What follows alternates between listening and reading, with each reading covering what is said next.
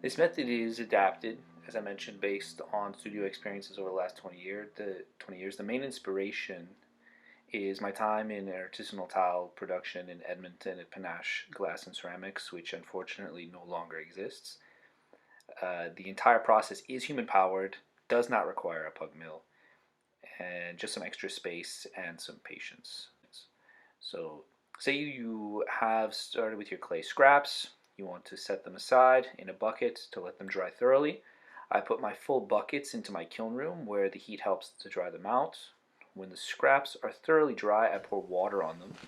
You can see also that I give the bucket a few kicks to shift the clay a little and try to get out some of the air pockets, which can prevent it from rehydrating fully. After a week or so, I pull the water off the top. I suppose this can be done in less time, but I figure it's better to let it rest longer than not enough. If you're ready for the next stage and have a plaster basin free, you want to pull the excess water off the top. If you tilt your container, you can get almost all of it.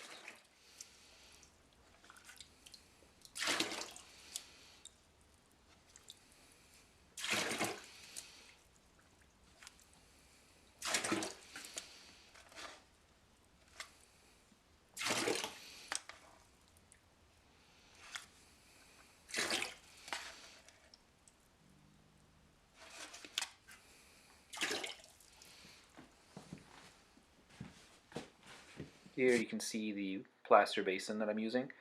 This is a homemade basin made with pottery plaster. You can find these sold commercially, and I'll attach a link in the description to show you what they look like from our local supplier. To save your back, you can transfer this bit by bit, or if you're feeling strong, you can lift the whole bucket and dump the whole thing out at once. The clay I'm recycling here is a dark gray Cone 6 stoneware. If you are like me and space is an issue in the studio, you can do a little bit of a workaround and cover it with a board or with a piece of drywall to get that extra space back. After allowing the clay to dry from anywhere between 1 and 3 weeks, it's ready to recycle. I say 1 and 3 because I live in Quebec. During the winter here, I let the studio get down to 5 degrees Celsius when I'm not working. So you can imagine that it can be pretty chilly and it can take longer. Depending on your climate, this can be done in as little as a day. You need some drywall boards and a sunny day. I personally have a thermostat linked to Wi-Fi, and I'm able to schedule when the heat comes on for each individual day of the week.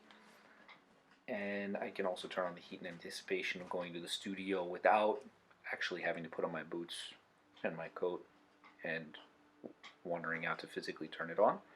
So if you happen to have a pug mill, this is where you would throw it in and just bag up your clay. That's it. That's all.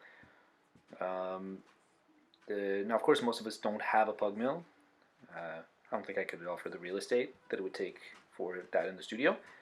And when I worked in tile production, of course, we had one. We worked great.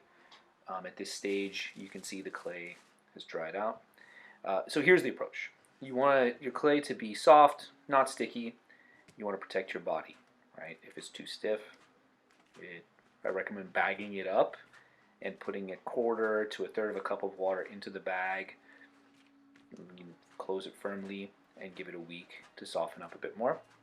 So you're going to wedge up a chunk of clay like you see here. I am working on a different mix of clays here. I had a bucket that had a couple of white bodies and a red body mixed together. I wedge up individual chunks, set them aside. I've got a large plaster board, you can see there to the left, but I'm opting to do this on the canvas. Occasionally you will come across a bit of hard clay, and you want to pull that out and put it back to be recycled. So always going to happen a little bit, but don't bother trying to integrate it. You might also find some other detritus, and you want to pull that out as you go. Maybe some hair or the like.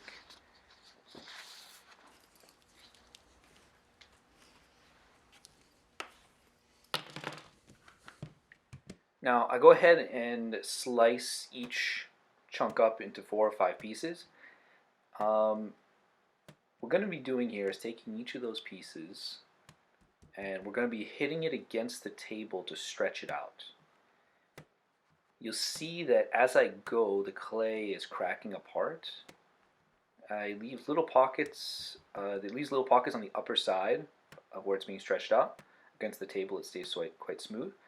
I then flip it over and I roll it so these pockets are facing what is ostensibly the outward of the spiral.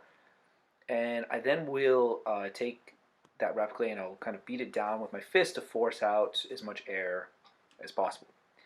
Now you're going to keep on going with this until you've worked through the whole chunk and then give it another good wedge. I'll work through a whole batch like this and then I will do the process a second time. After the second go round, the clay is ready to be used. Now you'll notice things about throwing or hand building with recycled clay. You need to be prepared to make adjustments that will give you a sense, based on experience, the type of work that you can make with recycled clay versus clay that's fresh out of the bag. I tend to avoid using clay on any orders that my clients are waiting on, just to avoid any issues.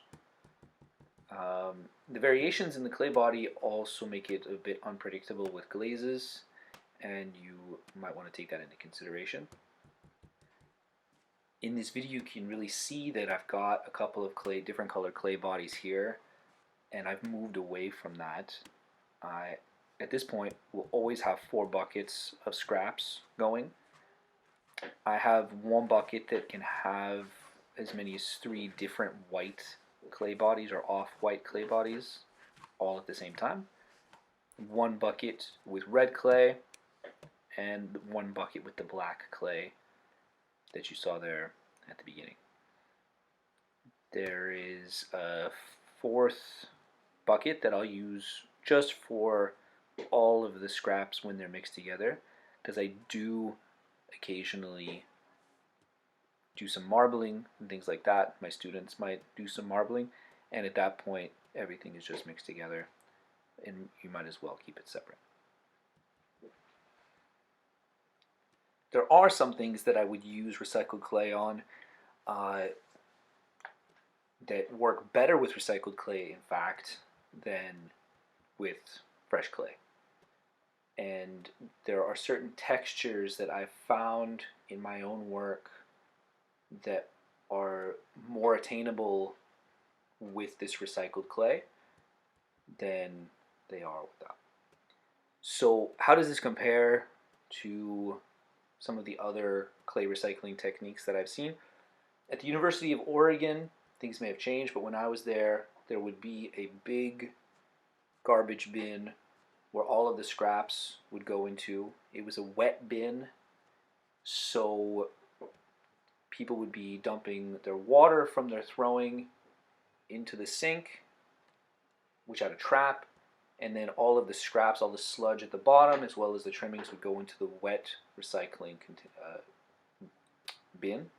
And their method was then to take that clay, dump it all into the clay mixing machine, and add some ball clays, some other, I assume some silica, some other maybe some alumina. I don't know exactly what they were throwing in there, and try to get it back to a decent consistency, and then they would finish it off in the pug mill.